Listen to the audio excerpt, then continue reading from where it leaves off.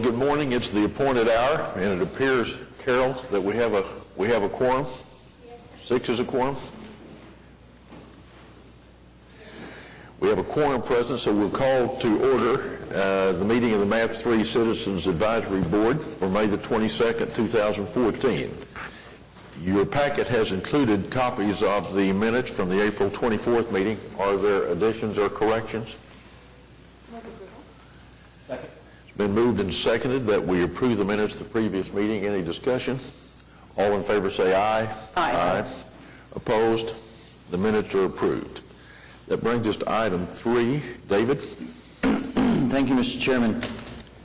You have in your packet the Revenue and Expenditure Report for the period ending March 30th, 2014. On the revenue side for the month, we have $8,355,362. For fiscal year of $80,717,963, and for total program revenues of $389,603,033. On the expenditure side, we have a total for the month of $5,638,783. And last meeting, you asked me to point out major expenditures. The expenditures within most of the categories here that you see are administrative, but the river has a significant amount of $5,297,855. Of that, $4.3 million was land purchase. And then remember that this is one of the projects that we do have active construction in, so the other part was Phase 2 construction costs. And in the sidewalks also we have active construction, so we have construction costs, engineering, and testing in those numbers. Continuing on the expenditures for the fiscal year, we have $23,393,674. And for total expenditures of the program, $53,296,534. Then also we've added a second page within your budget report, and that second page lists the budget, the obligated, and the remaining budget of each of the projects, so you can see where we stand on that. I'll be glad to answer any questions. Michael Evans, we always start with you. Thank you. I just on the new page, the budget page, is there a reason not to total that down to the $777 million?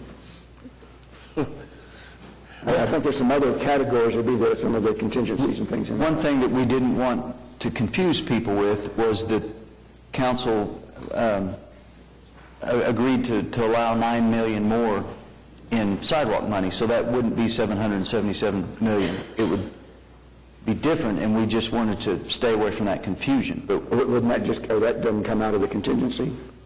No. You had to add that to the budget. Okay. Yeah. Yes, it was additional money. It was out of additional collections. David, you could footnote that. We could, if that's what you want. Michael, I added those up, and it's less than $700. But because of the contingencies and some of the other things that are out there. Uh-huh. So we're within. Right. We're within the budgeted amounts. Okay. I wasn't confident enough that I'd added it right. I added also. But I did add it up. Are there other comments or questions? I move approval. Second. Been moved and seconded that we approve the revenue and expenditure report. Further discussion? All in favor say aye. Aye. Opposed, no. The report is received and approved. Thank you, David. Number 4. Pardon me. Item 4 is recommend resolution approving amendment number 1 to the contract for engineering services of the Triad Design Group Incorporated for the MAPS 3 Trails Phase 1 West River Trail Connection, Oklahoma River, South Meridian Avenue to South Council Road, increase of $20,500, project M3-T001. This is an amendment to pay the engineer for additional work that he had to do because of land acquisition. There were some parcels in there that required additional land title work, surveys, and interaction with the title company because of overlaps and things like that. And this comes with recommendation from the River Subcommittee. Excuse me, actually that's the trail. Gives the trail subcommittee. I'm sorry, trails. Any other comment from the sub? No, move approval. It's been moved and seconded that we approve the resolution. Is there further discussion? All in favor say aye. Aye. Opposed, no. The resolution is approved. Item 5, David. Item 5 is recommend final plans and specifications to be advertised for bids for MAPS 3 Sidewalks Phase 2, Project 1 improvements, Project M3-W002. You know that we've got a lot of sidewalks going on around the city. Everybody's always commenting to me about how great it is, all the sidewalks we go on, and that is just Phase 1 that we've got underway. So we're getting ready to start with Phase 2 with the first project, and today we have Lindsay Flesher here from Cardinal Engineering to give you a report on that project. Yes. I'm Lindsay Flesher with Cardinal Engineering, here to report on the MAPS 3 Sidewalk Phase 2 Project 1 improvements. Project 1 of Phase 2 includes the alignments that we discussed in our preliminary report that are on the north side of Oklahoma City. This includes 10 alignments totaling a little under 9 miles. The first alignment is alignment 22 along Meridian Avenue from Northwest 23rd to Northwest 36th. This was a fairly straightforward alignment. The majority of it was open. The only significant design consideration was crossing an existing drainage structure, an RCB structure. Alignment 23 is along Northeast 63rd Street from Broadway Extension to Martin Luther King. This was one of the more complicated alignments with significant grade and very limited right-of-way in some areas. Due to this, we had to incorporate retaining walls into the design and obtain additional right-of-way in some areas. Alignment 27 along Martin Luther King from Northeast 23rd to Northeast 32nd. Again, a very straightforward alignment, primarily along commercial frontage, where we just bridge the gaps between the existing drives and pavement. Alignment 28 along Pennsylvania Avenue from Hefner Road to Northwest 122nd Street. Again, pretty straightforward alignment. The only significant consideration on this alignment was the fact that there were areas that were heavily treed, and in those areas we tried to avoid the trees as much as possible and limit any tree removal or trimming. Alignment 30 along May Avenue from Northwest 10th to Northwest 19th. Again, a pretty basic alignment. There were some grade issues in a few places which required some minor retaining walls. Alignment 31 along Portland Avenue from Northwest 50th to Northwest 36th. Very straightforward and very open, the complete alignment length.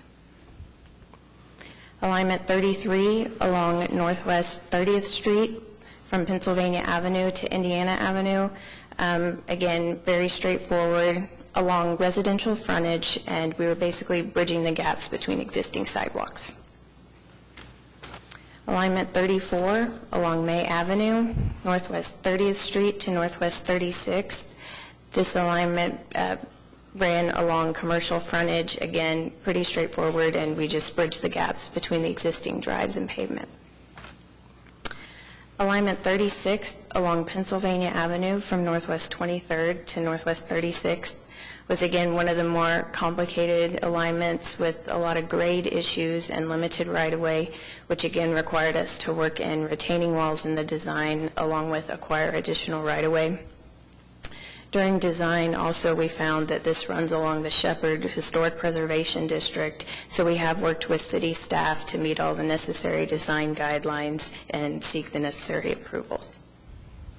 Does that mean different colored concrete and things? I mean, Yes. we did that in Heritage Hills. Yes. Okay. Alignment 37 along Hefner Road from Rockwell to MacArthur. Again, very open, very straightforward alignment. As far as the budget, the construction cost for the complete Phase 2 project was $3.574 million, and that, along with the additional funds available for site prep and contingency, allow for the funds available for all of Phase 2 to come in at around $4 million. We anticipate that Project 1 of Phase 2 will come in at approximately $2.68 million, and again, that constructs 10 alignments equaling roughly 9 miles.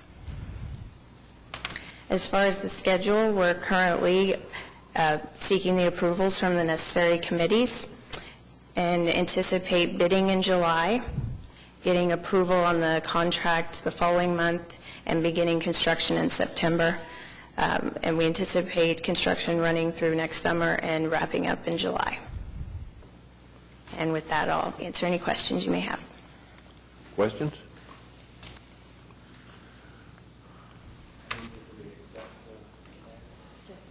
Second.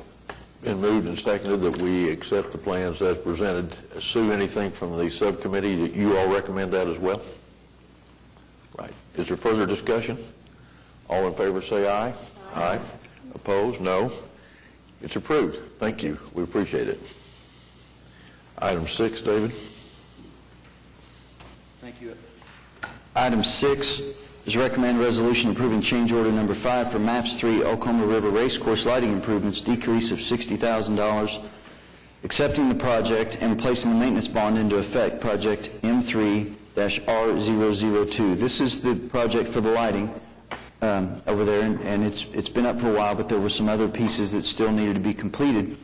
And the contractor went over on his time, and what you have here is a negotiated settlement on that delay, and also there was a couple of items on there that were listed in the specs that we determined were non-critical testing items, and that there were some kind of out-of-the-ordinary items, but we've recouped money for them not doing those things. So with this change order, we have a decrease of $60,000, and this one comes with the approval of the River Subcommittee. Now, is anyone opposed to us being under budget on anything? The approval has been moved. Is there a second? Further discussion? All in favor say aye. Aye. Opposed, no.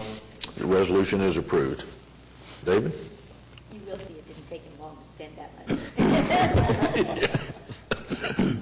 money. Item 7 is recommend resolution approving change order number 2 and amendment number 1 for MAPS 3 Oklahoma River Phase 2, Project 2 improvements, increase of $169,985.89, Project M3-R005A. This is the second project we have at the river. This is the project that includes the new docks, the lane marking system, the new scoreboards, the sound system accessories, the cameras. There's a whole bunch of pieces. It also includes the storage building down there. So you have several items on here, and a lot of these items are things that come up during construction, and a couple of them are also items that were requested by the user and was approved by the River Subcommittee. Specifically, item number 1 is the debris diversion structure. The starting gates are a very large piece of equipment that is difficult to get out of the water sometimes, or all the time, and sometimes they want to leave it in there, and what they want to do is pull it to the bank so that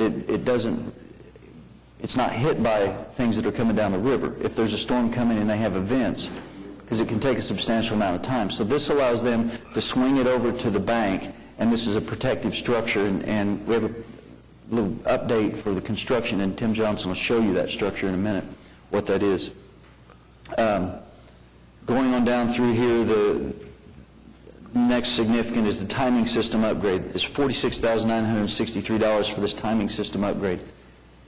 We spec'd this project about a year ago, and as you know, technical and software items change rapidly. And what the Boathouse District has found is that there's a new timing system out there now that allows to do split times, and that's what you're used to seeing at the Olympics. When somebody passes a certain point, they can compare it with the other people of how they rode. So this will allow them to do that for, say, the 2,000-meter race. At the 1,500-meter and the 1,000-meter, they can give these split times, and they can see how this race is going with the leaders, how they interact. And it gives it a whole better experience for the viewers. David, I think it was important to note that this new technology ties directly into what we already have. So we're not having Right. to replace technology, it's an upgrade related to the system that we already had in place, which is why it wasn't available previously. Thank you for that clarification. Then item 6 is storage building fire protection. We have a metal building out there to store this equipment, and after we got out of building permit procedure, the fire marshals requested that we extend a water line and put a fire hydrant out there for fire protection. And then there's a audiovisual rack enclosure relocation that needs to be made because of spatial requirements in there. If you go down there, and you'll see again on Tim's presentation, this stuff sounds like just a little bit of things down there, but in these locations, there is a lot of stuff. The electrical, there's a compressor that works the starting gates, and just a lot of equipment that we're putting down there. Then continuing on, amendment number 1, an amendment is a change in quantities for something that we've already established a price. So we have 2 items in there that we're just adding additional items when prices have already been established. So I hope that explains this change order and amendment. I'll be glad to answer any questions, but this also comes with approval from the subcommittee. Questions? Comments? I would move approval of the amendments and the change orders. Second. Been moved and seconded that we adopt the resolution approving the change order and the amendment. Further discussion? All in favor say aye. Aye. Opposed? It is approved. Item number 8, David. Thank you, Mr. Chairman. Item 8 is MAPS 3 Oklahoma River Phase 2 Project 2 Improvements, Project M3-R005A update. And this is a presentation that Tim Johnson from Johnson Associates will provide you and show you what's going on. There's been so much, and we set up here and do change orders and plans and things, and I thought it'd be great to bring to you, outside of the subcommittees, what's going on at the different venues this month. So I'd like to hand it to Tim Johnson. Good morning. Thank you for having me here. Tim Johnson with Johnson Associates. As David mentioned, this is just an update of kind of where the project has been. We've got some pictures showing some of the information that's underwater, the equipment and anchors and stuff that's underwater that you can't see anymore. See if I can figure this out. Lindsay figured it out. I should be able to figure it out. I may have her come run it for me. Right click, okay. I'm using the left click. Okay, got it. Thank you. Okay, the albino lane system, any that has been down there to any of the new, recent events, you can see that the buoys and cables are all back in alignment, and the anchoring system was below the water. You can see on this foundation base, each of these anchors were exactly placed to where the cables would not overlap each other, and they would come across to be tightened across the river in various locations so that they stay uniform all the way across. This is a winching location. On the left of this is the number of winches for the number of lane cables that come up and hit an anchor and then turn and have pulleys that take them over to the shoreline. And then this is not a very clear picture, but you can see that the buoys and the cabling system in place. As David mentioned, the audio-visual, we ended up boring under the river. You can see these are polyethylene cables that were bored under the river and brought up to each side of the shore. They're being collected and systematically run to each tower. There are 6 towers along the bank that these conduits will run to. This is a pad location where you already had existing electrical there for the lighting system. The cabinet is not very well seen in this picture, but there's a AV cabinet is located on the same pad, and then what you really see in the picture there is the size of the compressors that will be located inside each tower. The ramp and pedestrian access along this is west at the 4,000 meter, west of the Lincoln Bridge. We put in a launch ramp and then a pedestrian access walkway to allow the judges to get in and out of this location for the freestyle 4,000 meter race. And there's another picture of it. We tried to blend it in with the shoreline so as not to cause any attraction for the debris to hit. And then we built this ramp for them to allow them to put their boats in and out at this location. There was not a ramp here before. This actually, the ramp itself is in the tributary that runs south of the river. And that's the completed ramp. H-piles and the debris deflector. The original contract had the 2 H-piles because the original scope was to allow just a location for them to tie the starting system to. And after discussions and determining how big these starting gates with their floats would be and how far out we would establish these H-piles, we realized that this gave room for the debris to actually go around the H-pile. So we came up with this design of a debris deflector, which has already worked a couple of different times with the storms we've had, collecting various floating logs and things. And what it does is actually deflects the debris back out to the main part of the river and keeps it from catching on any of the starting gate equipment. As David mentioned, is very expensive. Could I ask you a question about that? Is there anything that's done further up the river to divert it ever getting there? Well, we just wait for it to get there. Yes, included in the change order is a trash collection system that was originally designed for just upstream of the Lincoln Bridge. However, during construction, there was concern that that would interfere with the Devon Boat Works, and so it got relocated further west to MacArthur. And that was installed, but it's so far upstream, and we have so many tributaries between MacArthur and the facility that it's concerning to the installers of the albino system that we really needed additional protection. And so that's why we included that back in here. We're going to work with the operations for Devon and Public Works to make sure that there's no conflicts.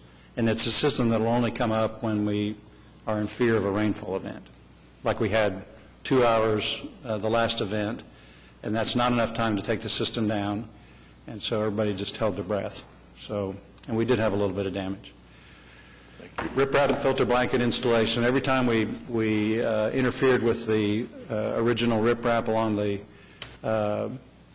Corps riprapped channelway, we had to come back and put in what's called a filter blanket, which is smaller rock, and then the riprap foundation. So the anticipation in the original bid did not include the filter blanket base. And so we came back, after discovering that during construction, we came back and added that back in. And this is the long starting gate ramp, which has been a lifesaver for them already. They can assemble the entire gate system and put it down in one location. And that's just a huge deal for the guys that operate that system. And this picture is hard to see, but the gates are all put together sitting on the ramp. And they can just push them in the water, and then once they're in the water, they can drag them around to various locations. It's hard to see, but it's right here. That's the starting system. And they're in, I think, 9-meter sections. Storage building construction, since this picture, they've actually poured the slab. This foundation and the plumbing and under draining that was added to the project are included in this.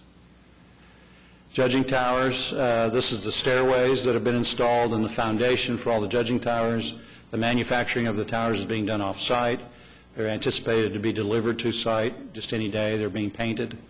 And then they'll start erecting them along the bank. So that'll be pretty exciting when we start seeing those come up. Trash and debris cables, this is what I was mentioning earlier. This is their location up at on Meridian. I said MacArthur area, I apologize, at Meridian, which is just downstream of the sediment basin. And you can't really see it here, but the cables are underwater, and then they come above ground and tie into these anchors over on the North Shore. And just as an example, the winch anchors, there are numerous of these winch anchors, but these are what's used to crank the cables up and back and tighten them and adjust them. They actually allow for a fine-tuning. And with that, I'd be happy to answer any questions. Not much sex appeal at this point, but I think when the towers come up and the lights come up, it'll be exciting.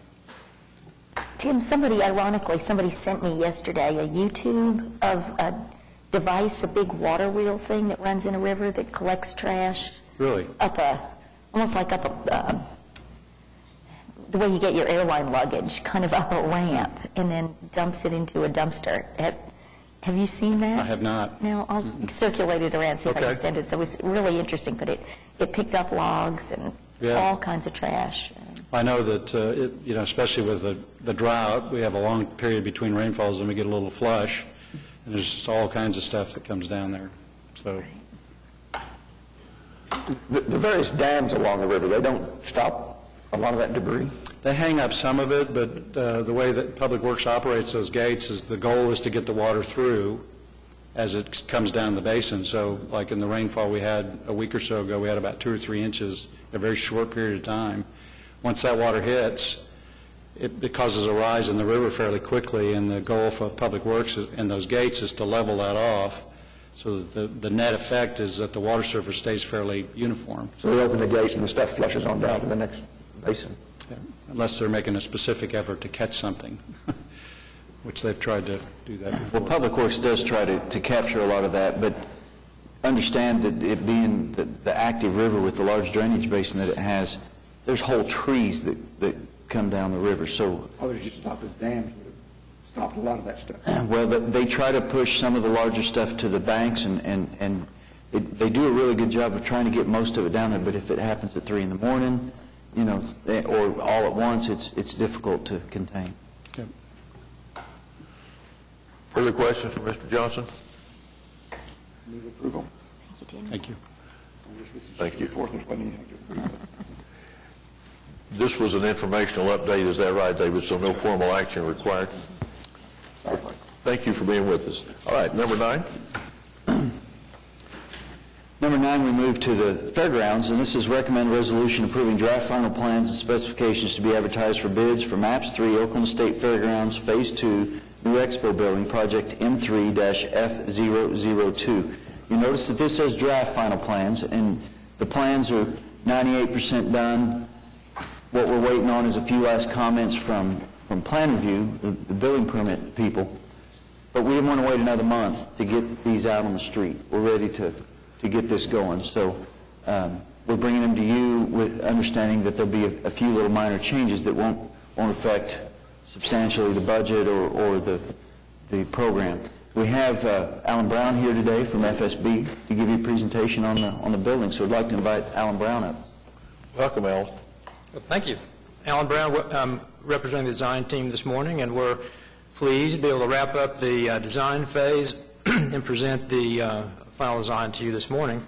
What I wanted to do was to first summarize the project scope, just to everybody realize where we've been. The gross building area is 279,000 square feet, and the major space is, we've always maintained, is over 200,000 square foot expo hall within that space. And other major areas is a 12,000 square foot lobby space, entry lobby, that could also be used for receptions or exhibit area. A 11,000 square foot full serving kitchen, and of course other support spaces as well. This is a plan that shows the siting of the project, which hasn't changed. You can see on the right is the Phase 1 parking improvements, additional parking. Of course, the new building is sited where the Travel and Transportation Building is now, plus parking to the south that we're redoing, but that's not additional parking. And you can see to the right is the Nork Arena, and then to the south, and wrapping around the sides, is going to be a outdoor vendor plaza that the expo hall could spill out into. The landscaping requirements for the project are going to be concentrated on the Gordon Cooper Boulevard entrance from May. As you can see, they'll provide a much nicer entrance to the fairgrounds plus the project. And this is a bird's eye view from the southeast, and then I want to kind of go through how the building is going to be used. Just some typical arrangements. As I mentioned, the hall is 201,000 square feet. It's there are 3 bays with 2 rows of columns, a 90-foot, 120-foot center bay, and a 90-foot bay. So it has a wide central open space. And on the lower right side of the building, you see a large overhead door. It's 40-some feet tall that allows large equipment to come into the space, farm implements for shows and that type of thing.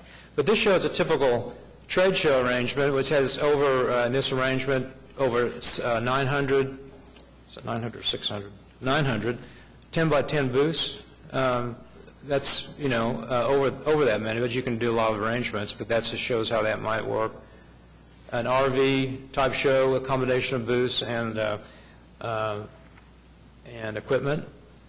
And then an auto show, very similar.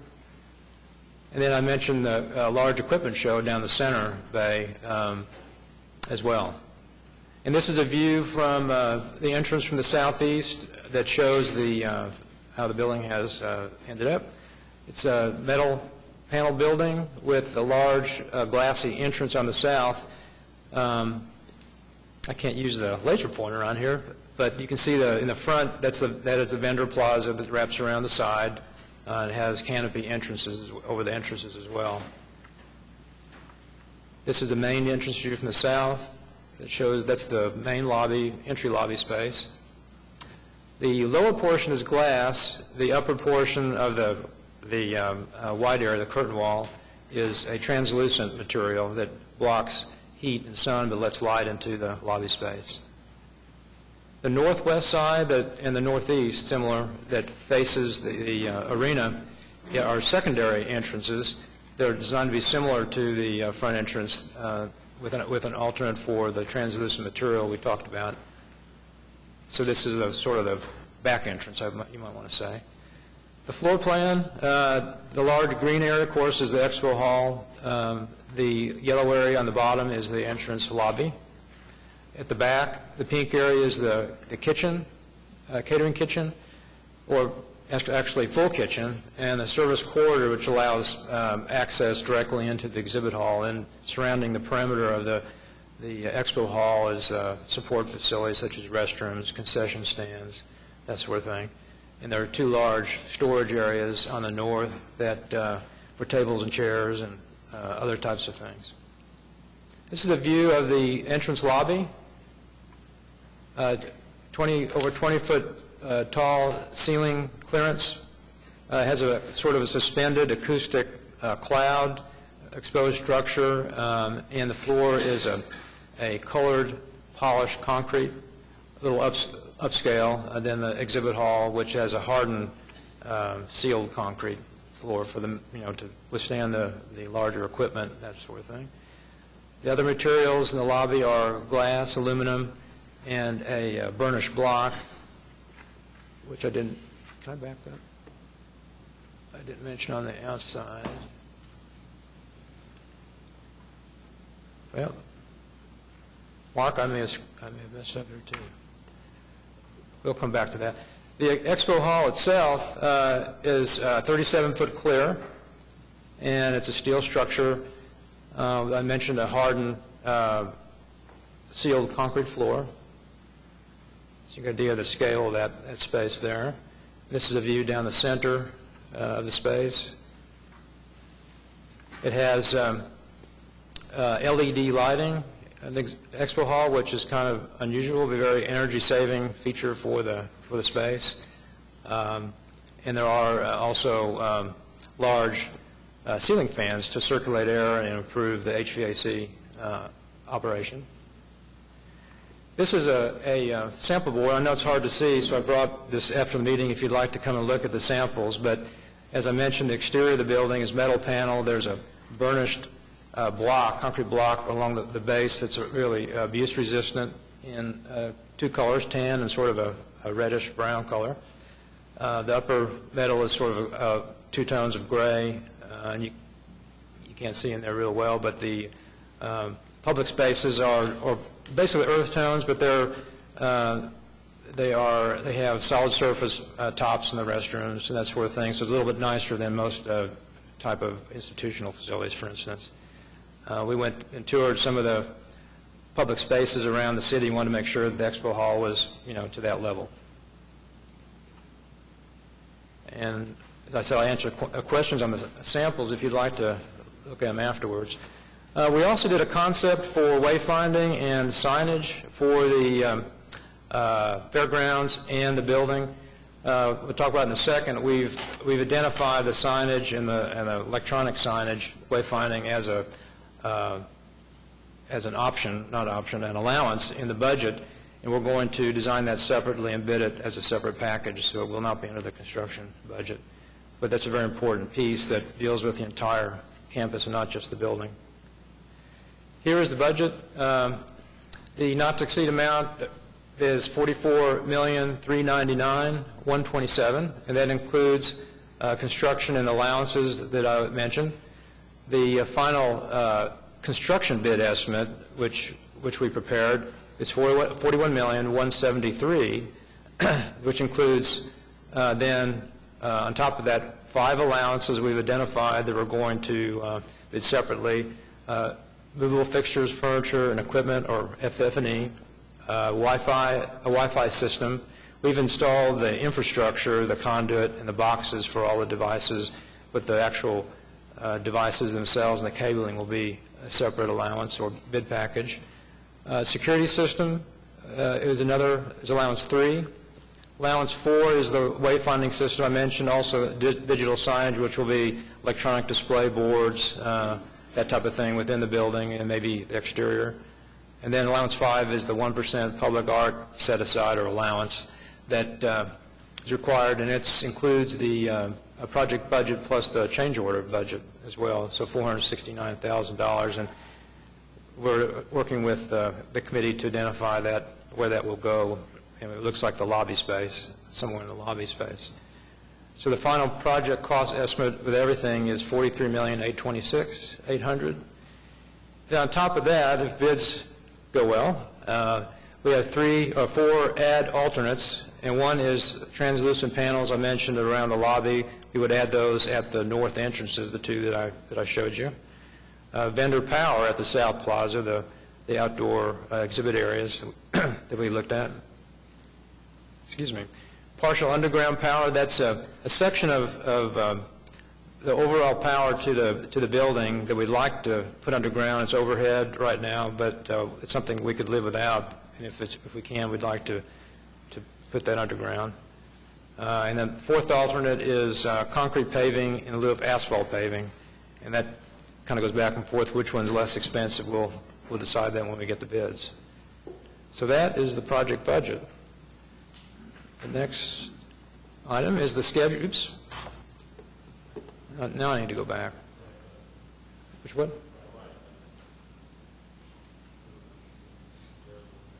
The other right? Okay, I messed up now. Which one is it on there?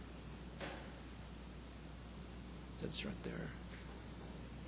Are you controlling that? You are. That's got a mind of its own here. Okay, I'm going to flip to it. There we go.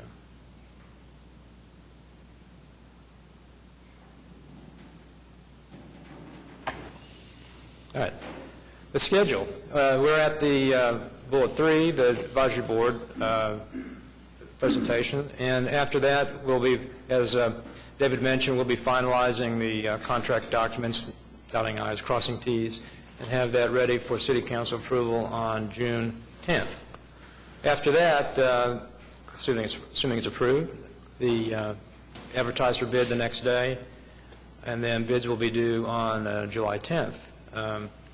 Then we'll be back to the subcommittee and the committee, advisory board, for approval, and then the contract approval on hopefully July 29th, and then notice proceed in August. And we're anticipating substantial completion end of January in 2016, approximately 18 months. So with that, are there any questions? Gloria? You did not mention in this presentation, but before we were told there would be secure access to the restrooms when the expo building was not in use. Yes, But the restrooms are designed to be accessible from the inside or the outside, and they could be locked, so they're only accessible one way or the other. So, yes, all the restrooms on the south side are accessible from the plaza in the south area. They would be available when there are activities outside the expo building, or are they available anytime? I'm not sure, part of that's operational, but they're designed to be used whenever they're needed on there's an event to the south of the building or on the fairgrounds. I assume during the fair itself. Was that the intent, that when the expo building is not open, that the restrooms would be available?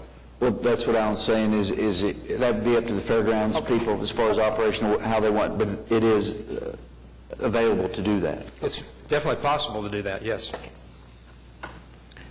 Construction, I guess, begins right after the fair in 2014. The contractor will have limited access in August. They can start site work south of the TNT building, demolition, piers, that sort of thing, and then after, right around Thanksgiving, they'll give them the full site, and they can demolish the travel and transportation building. And it'll proceed through the fair, I guess, the next year, so Yes. it'll be under construction during the fair. Yes. Following year. Just one fair, lose one fair. I would like to comment and like you to answer it too on how many people we can seat. It'll make the State Fairgrounds Expo the largest venue really for convention banquet seating, right? You know, Dee, I think you asked that question the very first meeting that we had. Yeah, And so the seating, if you have a seated event, is really limited for like a dinner by the size of the kitchen, capacity of the kitchen, and it, according to the food service consultant, we can serve 4,000 plated dinners, which is really also a logistics issue, how do you do that? But 4 is the capacity of the kitchen, 4,000 plated dinners. The expo hall itself, the building, can handle over 14,000 people, but obviously not in that configuration. So That's huge it is. for Oklahoma City. I don't think there's another space that large. Would you refresh my memory on the kitchen equipment? Is that included in the bid, or that's going to be contracted out to the operator, or? I believe the kitchen equipment is part of the kitchen operator's agreement with the fair, but we've designed the space for them and got all the requirements. This includes just the raw kitchen space, but not the equipment? Not the equipment, but we provide all the mechanical, electrical, plumbing, everything else. They just provide the equipment itself. Alan, on the, I'm sorry, did you hit? Yes. On the alternatives that you listed, those then are not included in the current budget, but if money was available, you would go back to that list of alternatives? Is that what we're to understand here? Could you go back to the project budget?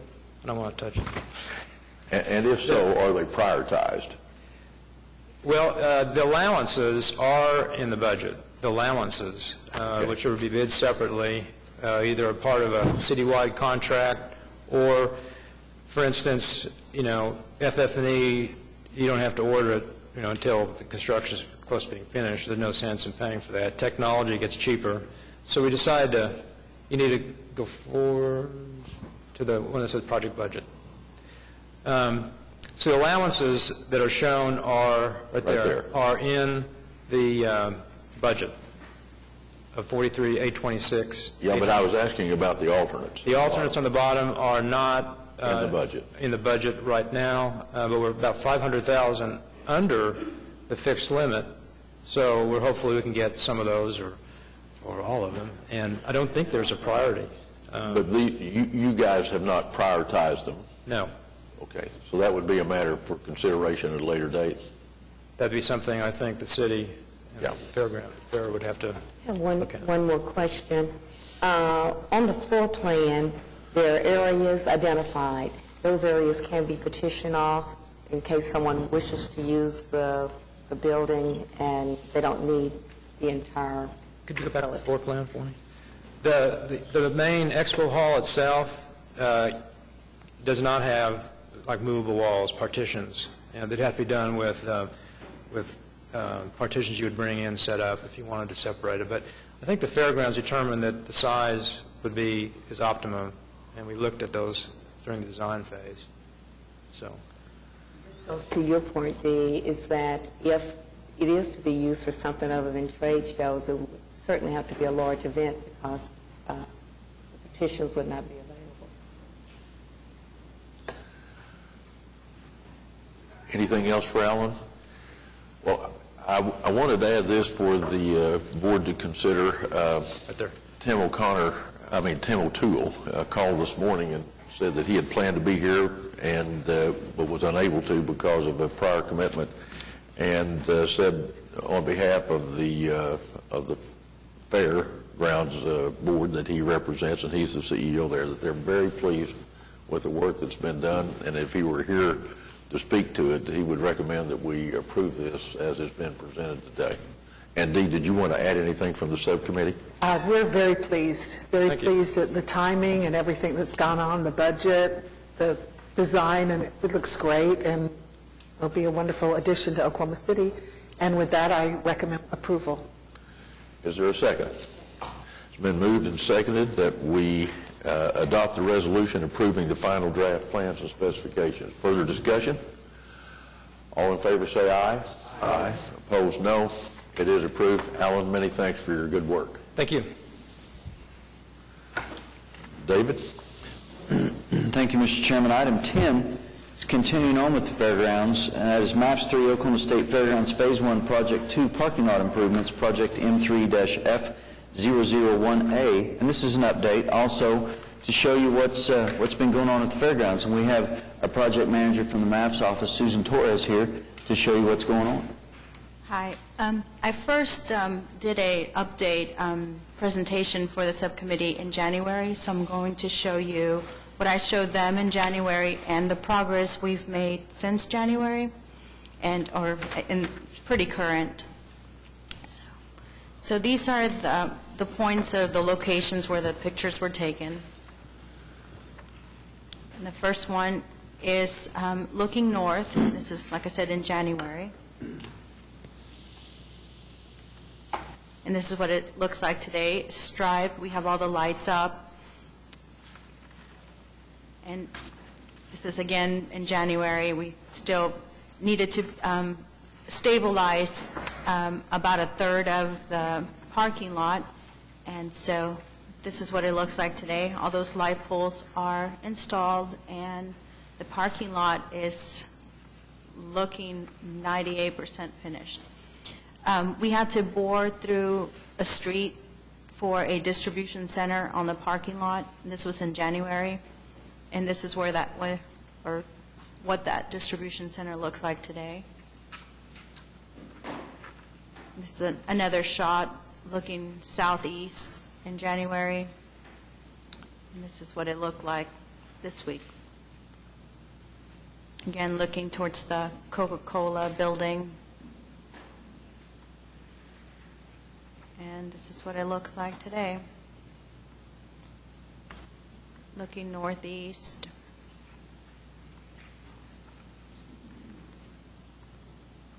And we have all the electrical transformers and the distribution all in place. The parking lot looks almost completed, but we still have a few ADA ramps to complete. And we are scheduled to punch this project next week. So we're pretty much completed, or near completion. And that's it. Anything else, David? It's not extremely exciting looking at parking lots. Well, I have a question for you. I guess there's always a mixed concern about making a parking lot look nice with some kind of landscaping and the security that's necessary so that people can't hide there or something. Do you have any comment about what's being the concerns or the precautions that are being taken about those two items, which I know are to some degree at odds? I know that the landscaping for this project is being taken care of by this Expo project. Okay. And I'm not sure that the fairgrounds wants many obstructions out there since this is going to serve for the carnival during the fair. Sure. That's right. Typically, parking lots, because of the landscaping ordinance, they're required to have islands, and you have to have trees within so many feet. But this is a special parking lot. Remember that we have those boxes in there, and we have, as Susan showed you, the electrical and the plumbing and things in there, so that the carnival can move out there, and the islands were really in the way. So we went to Board of Adjustment and got approval to remove those islands and do a little different. But we kept all the landscaping that would be required, and we put it on site, or it will be put on site. So we're still doing what is required. We're just doing it in a different manner because of the special requirements of this parking lot. Thank you. Appreciate that. Further questions or discussion? All right, that takes us to item 11 on our agenda, new business. Are any members of the advisory board have any new business to bring forward today? How about you, David? No, sir. Okay, then we'll move to item 12, Citizens Advisory Board Subcommittee reports. Are there any subcommittees that want to make an additional report or comment?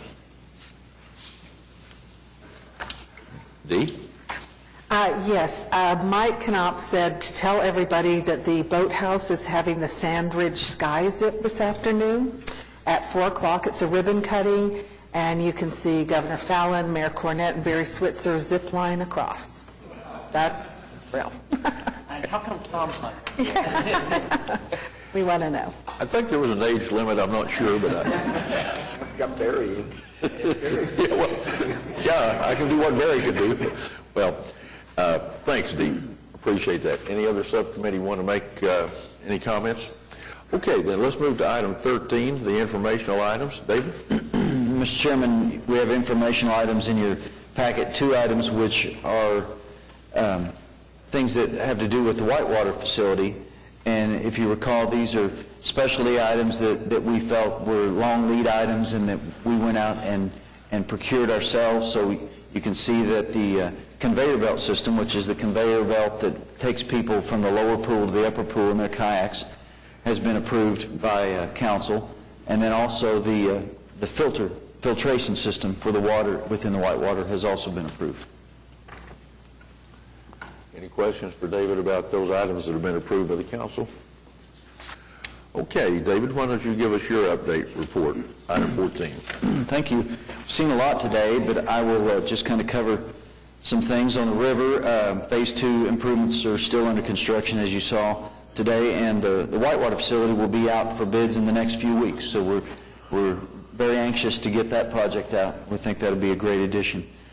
Senior Wellness, the Wellness Center number 1 is under design, and Wellness Center number 2 will soon be in design. We're in contract negotiations with the architect. Trails and Sidewalks has a lot of activity going on. The Phase 1 sidewalks projects 1, 2, and 3, as I said earlier, are well under construction. One of those is nearing completion. Phase 1 trails, project 1 and 2, which is the River Trail, the trail that goes from Meridian up to Lake Overholser along the river. That is under construction, both pieces of that. Phase 2, project 1, sidewalks will be out to bid, as you saw today, as soon as that goes to council and those are approved. And Phase 3 sidewalks, which is the additional money that was approved by council, will soon be into design. And Phase 2 trail, which is the I-44 corridor trail, is well underway as far as the preliminary work and the preliminary design of that. And I hope to bring that to you next month as to where that urban trail will go. Convention Center, the conceptual design continues with coordination with the park and the boulevard, but also we have the area study that the Alliance is working on, going on with that. In Fairgrounds, you saw today that there's a lot going on at the Fairgrounds. The parking and utilities are nearing completion, and the Expo building, as you approved today, will go on to council and will be advertised real soon, and hopefully we can get started on that soon. Park, design of the upper park is underway, and coordination of the utility relocation is underway. And streetcar, the preliminary design continues on that. So it's very busy in the MAPS office. Any questions for David? David, you mentioned the Whitewater facility was going out to bid soon. Have we resolved the FEMA issue, or is that still? We're still working on the FEMA issue, but we think we're getting close to that. Other questions for David about any of the projects? All right then. Item 15, are there any comments by the board members? Anything from staff, David? No, sir.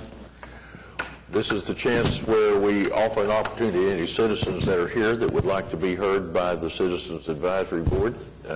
If there are anyone that, any citizen has a comment, this is your opportunity.